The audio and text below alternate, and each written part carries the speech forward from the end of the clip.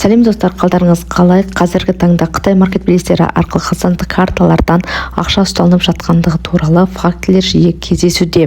Бұл өкінішке орай рас. Сондықтан осы видеода ондай жағдайлардың қалай алдын алуға болады, сол жайлы түсіндіретін боламын. Сол себепті каналға тіркеліп, лайк, комментарий қалдыра кетіңіздер.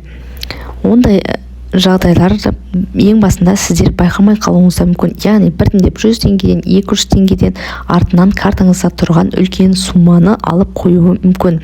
Сіздерге тек қана картаңызға хабарлама келеді. Қандай бір таныс емес, сіздер білмейтін, көбінесе америкалық сайттар арқылы покупка жасалды, сізден ақша алынды деп артынан хабарлама келіп түседі. Ондай жағдай менде де болған. Менде тікелей Pinduoduo сайтына 5 товар сатып алыңыз деп кезе-кезе хабарлама келіп түседі. Алайда мен ешқандай покупка жасамағам, сайтқа кіріп тексергенде де ешқандай товар түспеген. Бірден Каспийдің операторларына звондап, өтініш жазып, ақшамды 2 күн ішінде қайтарып алған болатынмын. Кейбір жағдайларда жаңа айтқандай клиенттер бірден байқамауы мүмкін, жоғалған сумманы уақыт өтіп кетіп ақшаны қайтарып алу мүмкін болмай жатады. Алайда сонда да бірден байқадыңыздар ма, банк бөлімшесіне барып немесе операторға звондап қайтарып алу жолдарын қарастыру қажет. Екінші жолы бұл жағдайдың алдын алудың, сіздер Pinduoduo сайтынан өзіңіздің картаңызды удалить етіп тастаңыз, яғни өшіріп.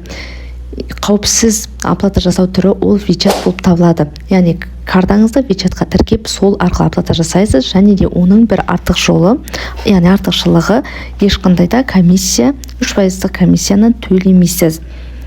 Және де егер де сізде WeChat болмаса, тек қана картамен оплата жасап жүрген болсаңыз, товар сатып алғаннан кейін міндетті түрде оплата в интернете дегенді, яғни интернет арқылы төлем жасауды өшіріп тастайсыз. Бірден жауып отырыңыз. Сол арқылы сіз өзіңіздің картаңызды қауіпсіздендіре аласыз. Енді қазір мен сізге Pinduoduo сайтынан картаңызды қалай удалить етіп тастауға болады, сол жайлы көрсететін боламын. Ол үшін мынау бізде Pinduoduo сайтының басты беті, мына тұрған белгішені басамыз, кіреміз. Осыны терезе ашылды, екінші жолын басамыз. Картамыз шықты, үстінен басамыз картаны. Оң жақ төбесіндегі жазуды басамыз, бұл настройка дегенді білдіреді. Кіреміз, екіншісін таңдаймыз мына жерде. Осыны терезе ашылды, астында тұрған картаны өшіріп тастау деген жазуды басамыз. Осыны терезе ашылғаннан кейін астындағы жазуды басамыз. Бұл кезде сіздерден өздеріңіз ең басында сақтаған құпия санды кодты сұрайды. Соны тереміз.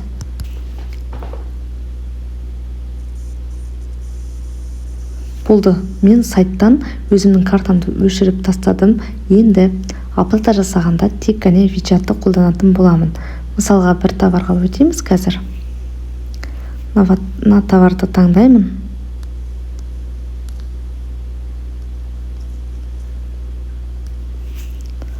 Қызыл жазу басам, оплата деп.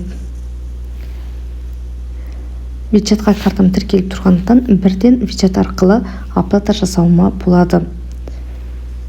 Достар, енді мұқият болыңыздар, алданып қалмаңыздар. Видео пайдалы болса, лайк, комментарий қалдыра кетіңіздер.